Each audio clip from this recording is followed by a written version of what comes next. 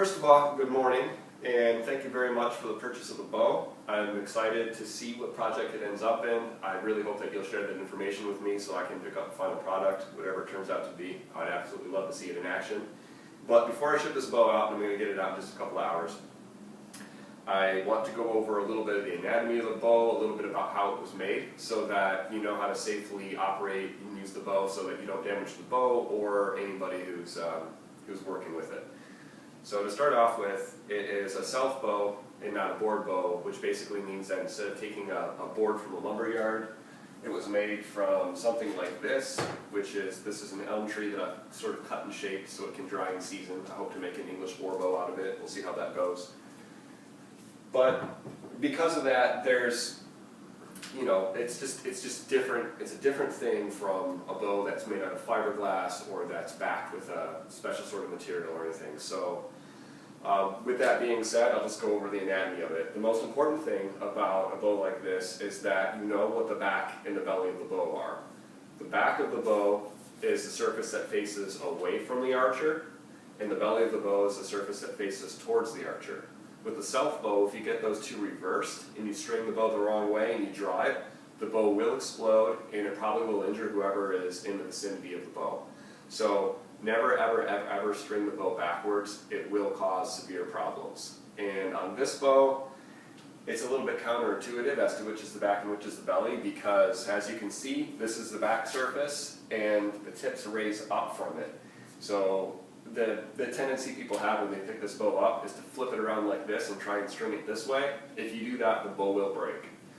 On this bow, it's really easy to tell which is the back and the belly, because this was made from an Osage orange sapling, and in the center of the bow, near the handle, there is a recessed kind of area, and what this is the leftover from the pith canal in the center of the bow. So this was the absolute center of the sapling that the bow came from, and so long as this little channel or trough is facing the archer and it's strung so that that's facing towards the string, then you're going to be all right. It'll be safe to string it. So with that said, I'm going to get the bow strung up.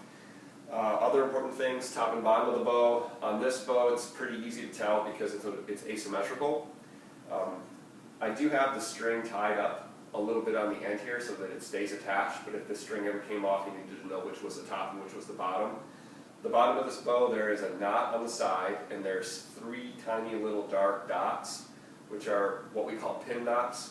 That's at the bottom of the bow. The top of the bow, you can tell on this one because in the top limb, in the center of it, there's another little knot right in the center where I had to leave a little bit of wood on top of that. So it kind of looks like a little pimple or something like that on the back surface of the bow.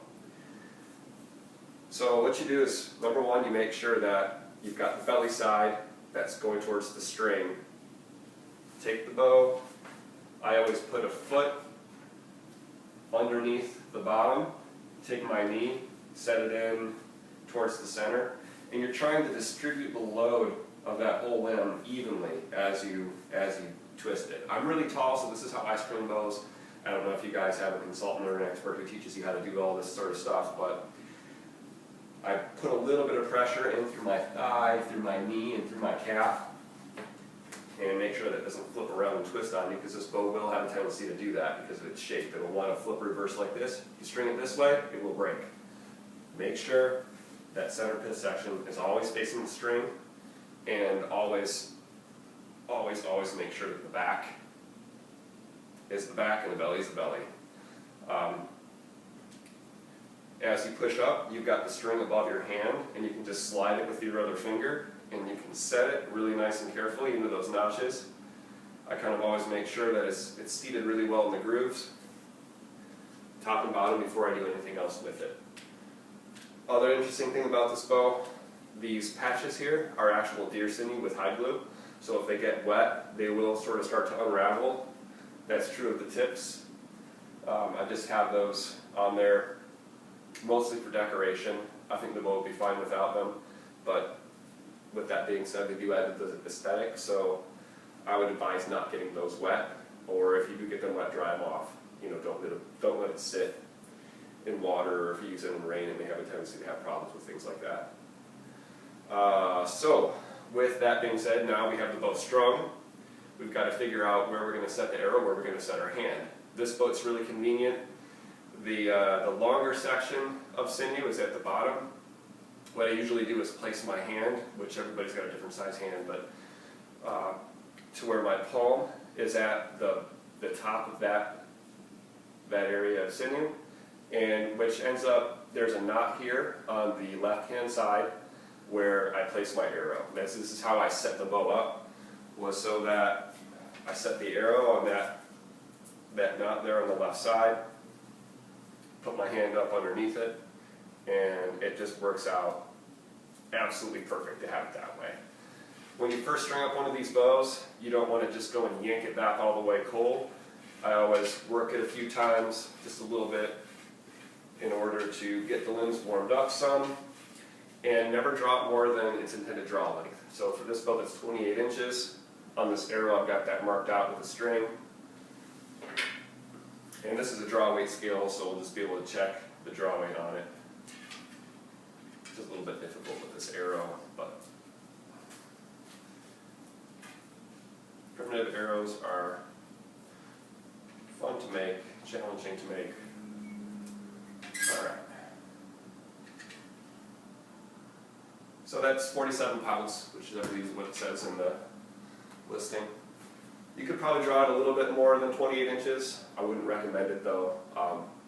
Hopefully whoever is using the bow, the actor, isn't super, super tall. But 28 inches is a typical draw length. If they are left-handed instead of right-handed, the bow can be shot either way. Just make sure that, so you've got the knot on this side, arrow goes to the same section. That's the way that this bow shoots. That's just how it works out. It's not true for every bow, but I'm right-handed, left-eye dominant, so I shoot both ways. Alright, other care instructions for this bow. All primitive bows should be stored horizontally if you're going to store them for any length of time. That's just so that the amount of humidity in the limbs is the same top and bottom, because they will absorb moisture and lose moisture. As they lose moisture, the draw weight will go up. As they gain moisture, the draw weight will go down. It's very normal, but it can also make the bow prone to damage if, say, one part of the limb is much, much lower in moisture content than the other. So if you store it horizontally, that won't be a problem. It will be even throughout. Also, don't leave the bow strung continuously. It will cause damage to it. Because there is no fiberglass on here, it's actually the strength of the wood itself that is maintaining the strength of the bow. So wood will fatigue. It's a natural product over time. So the longer you leave it strung, kind of the more fatigued the limb will get. You can leave it strung for for 8 hours if you need to. Just at the end of the day, unstring it, which is kind of the reverse process of stringing it. Set the bottom on the outside of the foot, take the shin, calf, knee, inside of the thigh, exert pressure one direction, take the palm of the other hand, exert pressure the other. And that leaves you plenty of time to just take that string off, and just like that. And as you can see, the bow comes back to its original shape. The other thing that I would recommend, don't hold the bow at full draw for any more than 4 or 5 seconds max. That's what I would recommend. Sometimes you can hold them for a long time, it won't cause any problems, but again, it is natural material, so holding it at full draw will damage the bow. Hopefully it won't explode, but sometimes these bows do that if you abuse them. So my recommendation would be 2 to 3 seconds is what I usually do. It's kind of like hold, 1, 2, 3, shoot. That's a max. I usually make a shot within a second. It's just the way that I shoot. But these bows aren't meant to like hold, wait for it. Hold, check your shot, shoot.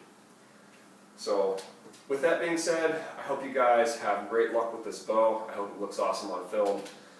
Please keep me informed on the project, and if you have any questions, feel free to contact me. I'm going to label a lot of these things out. I'm going to put a label for the back of the bow, label for the belly of the bow, label for where the arrow goes, center of the bow, bottom, top. I would recommend taking a photograph of those labels so that if, once you take the labels off, if you have questions about what's what, somebody doesn't know, you can just refer back to those photographs and you won't have any problems. Everything will work out fine. And you'll have a great experience filming with the bow, and I'll be able to see it in action. So, all right, awesome. I'm going to get this all packed up and shipped out. Good filming.